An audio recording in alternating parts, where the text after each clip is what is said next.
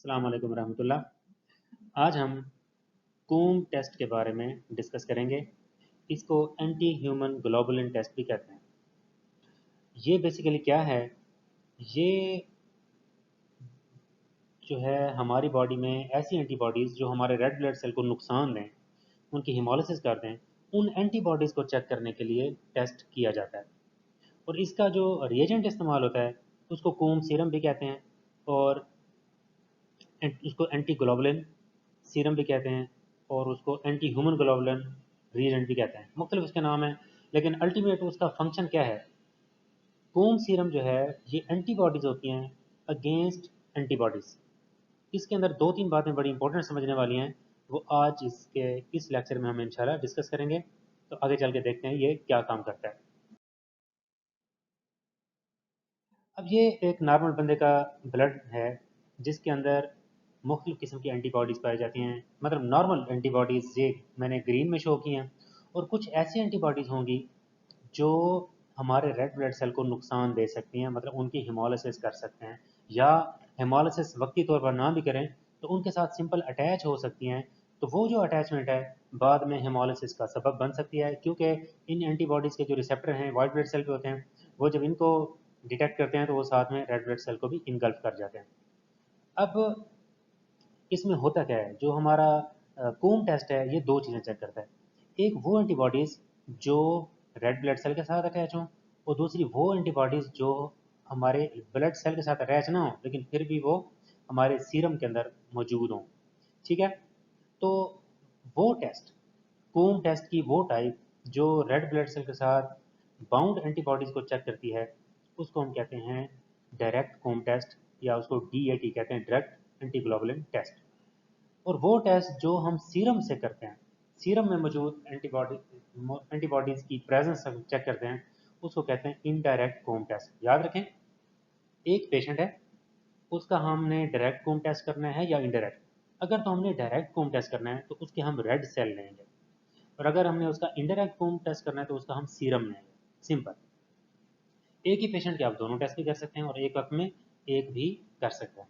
इस बात को अच्छी तरह समझ लें, इसको हम मज़ीद आगे डिस्कस करते हैं। अब ये जो टेस्ट था, ये डॉक्टर कूम थे 1945 में, उन्होंने इसको इन्वेंट किया, इसको डिस्क्राइब किया, और use to detect antibodies attach on the red cells. जैसे मैंने बताया, इसको हम डायरेक्ट कूम टेस्ट कहेंगे। और ये वो एंटीबॉडीज को डिटेक्ट कर सकते हैं which are free in the serum, इसको हम इनडायरेक्ट कूम टेस्ट कहते हैं। Reagent use for this purpose is called Coombs reagent और Coombs serum. These are the basically antibodies against human antibodies. तो कूम सीरम जो है ना, ये वो एंटीबॉडीज़ हैं जो हमारे इंसानों की एंटीबॉडीज़ के अगेंस्ट होती हैं। और याद रखें, वो एंटीबॉडीज़ चाहे किसी भी सरफेस पे हों, चाहे सेल में, ज़रूर नहीं है कि रेड ब्लड सेल के ऊपर हों, ह्यूमन की एंटीबॉडीज़ किसी भी जगह पे हों, अगर हम उसके ऊपर कोम सीरम डालेंगे तो वो उसके साथ अटैच हो जाएंगे, मतलब उसको पकड़ लेंगी, एग्लूटिनेशन कर देंगी, प्रेसिपिटेशन कर देंगी, जो भी आगे हो। मतलब ये है कि आपस में वो रिएक्शन कर जाएंगी। ये बहुत अहम और मेन समझने वाली बात है। अब हम देखते हैं कि डायरेक्ट कोम टेस्ट में क्या होता है।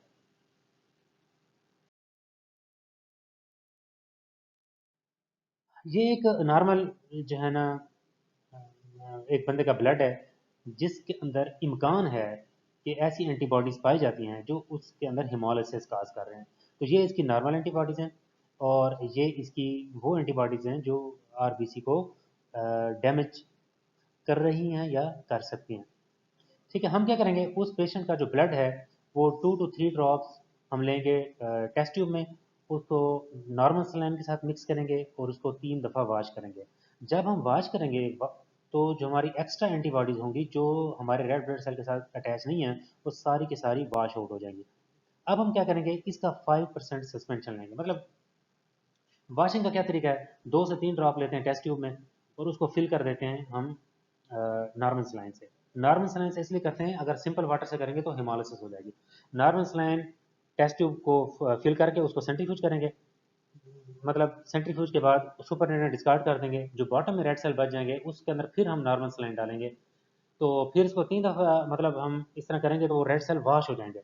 जब वॉश हो जाएंगे ना, फिर उसका हम 5% सस्पेंशन बनाएंगे। 5% सस्पेंशन का मतलब यह है कि 1 ड्रॉप हम रेड सेल का ले लेंगे और 19 ड्रॉप्स जो हैं वो हम सिंपल नॉर्मल सलाइन के डालेंगे तो वो 5% सस्पेंशन बन जाएगा। उसमें से 2 ड्रॉप लेने हमने अलग से टेस्ट ट्यूब में, ठीक है। कंडीशन यही की यही रहेगी। फिर हम क्या करेंगे, add 2 drops of Kumbh serum. हम कूम सीरम या कूम रीजन डालेंगे क्योंकि वो एंटीबॉडीज हैं, अगेंस्ट एंटीबॉडीज। अगर ये एंटीबॉडीज जो सेंसिटाइजेशन कर रही हैं वो रेड ब्लड सेल के ऊपर मौजूद हैं तो हमारे कूम सीरम वाली एंटीबॉडी जाके उसके साथ अटैच हो जाएंगी। हम क्या करेंगे, उसको सेंट्रीफ्यूज करेंगे 30 सेकंड के लिए, और जैसे हम उसको देखेंगे, एग्जामिन करेंगे तो एग्लूटिनेशन हो जाएगी। मतलब ये जो एंटीबॉडीज हैं ये इन एंटीबॉडीज के साथ जाके अटैच हो जाएंगी और रेड ब्लड सेल की एग्लूटिनेशन कर देंगे। अगर एग्लूटिनेशन हो जाती है तो इसका मतलब है कि इस बंदे को मतलब कोई ऐसी बीमारी है जो अंदर हेमोलिसिस कर रही है, या ऐसी एंटीबॉडीज मौजूद हैं जो उसके रेड ब्लड सेल को डैमेज कर रही हैं। ये मेरी बात समझ गए। साथ साथ हम इसके साथ क्वालिटी कंट्रोल भी रन करते हैं। हम ऐसे सेल्स लेते हैं जिनके ऊपर एंटीबॉडीज अटैच होती हैं, उसको इसी तरह प्रोसीड करेंगे, उसी तरह कोम सीरम डालेंगे और उसके अंदर अग्लूटिनेशन देखेंगे। अग्लूटिनेशन अगर पॉजिटिव कंट्रोल में भी आ जाती है और इसमें भी आ जाती है तो इसका मतलब दोनों का प्रोसीजर ठीक है और इस टेस्ट का रिजल्ट भी ठीक है। दूसरा ये जो इसमें कौन कौन सी अहम बीमारियां हैं, haemolytic disease of new born है, उसके लिए हम कुम टेस्ट कर सकते हैं। ऑटोइम्यून हीमोलिटिक एनीमिया है, उसके लिए हम कुम टेस्ट करते हैं। हीमोलिटिक ट्रांसप्लांट रिएक्शंस हैं, उसके लिए भी हम कुम टेस्ट करते हैं। सिंपल आप लोगों ने इस बात को समझना है कि Coombs serum is the are the antibodies against antibodies. जहाँ कभी भी ह्यूमन एंटीबॉडीज पाई जाती हैं उसके ऊपर जाके वो अटैच हो जाएंगे। हाँ, अगर ये एंटीबॉडीज रेड सेल के साथ अटैच नहीं है तो कोम वाली एंटीबॉडीज रेड ब्लड सेल के साथ अटैच नहीं होगी और प्रेसिपिटेशन या एग्लूटिनेशन नहीं होगी। ठीक हो गया। अब इनडायरेक्ट में क्या होगा, उसमें हम पेशेंट का सीरम लेंगे।